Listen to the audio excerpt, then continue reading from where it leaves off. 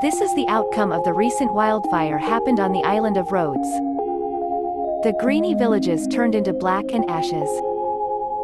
Burned thousands hectares of forest and vegetation. Thousands of olive trees was burnt. Trapped thousands of animals. Destroyed and damaged buildings and houses, and led into mass evacuation.